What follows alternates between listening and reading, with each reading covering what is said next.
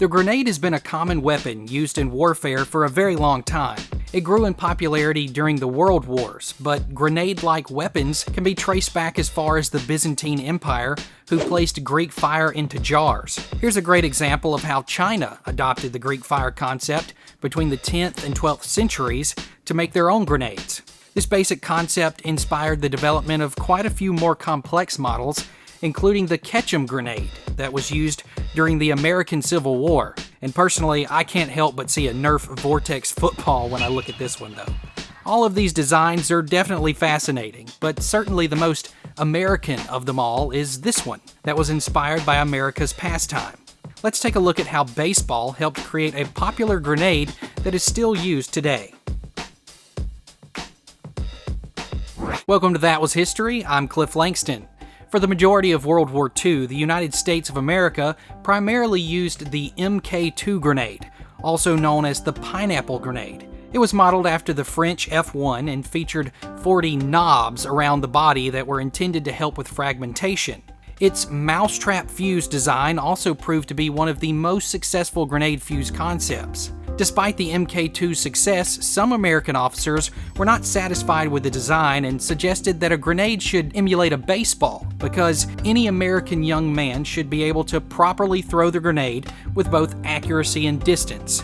In response to this idea, the Office of Strategic Services, known as the CIA today, developed the Beano T-13 grenade with help from the Eastman Kodak Corporation. The original design called for the size and weight to match that of a baseball at 5.5 ounces with a circumference of 9.5 inches, but the weight was increased to 12 ounces in its final version. What made the Beano T-13 even more unique was its pressure trigger that encouraged the two-finger grip that someone might use while throwing a baseball. The mechanical system inside also allowed the grenade to detonate on impact, which differed from the Mk2's timed fuse that would go off after so many seconds had passed. The Beano T-13 was approved for field use in the latter part of World War II, and about 10,000 were shipped to Europe.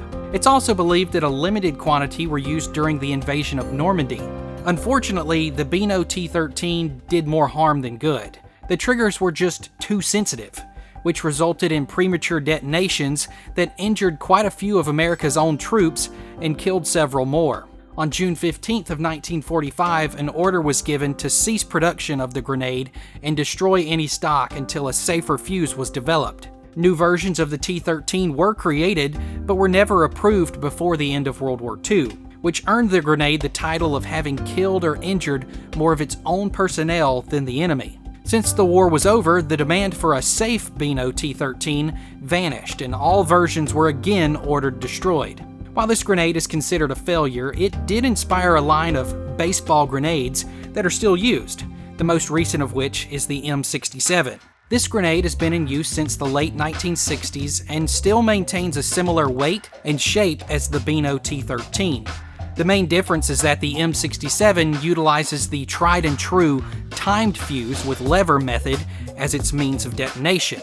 This kind of makes it a cross between the Mk2 and the Beano T-13. If you happen to be a collector of old military weaponry, you can still find the Beano T-13 for sale.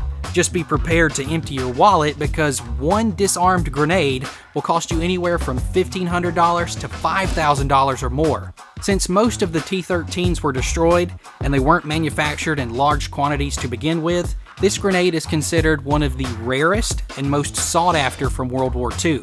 So there you have it, the story of the original baseball grenade. If you enjoyed this video, I hope you'll give it a thumbs up. You can also hit that subscribe button and notification bell to keep getting updates from our channel. And if you're looking for more great stories from history, why not check out one of these? I'm sure you'll enjoy them as well. Until next time, I'm Cliff Langston. Thanks for watching.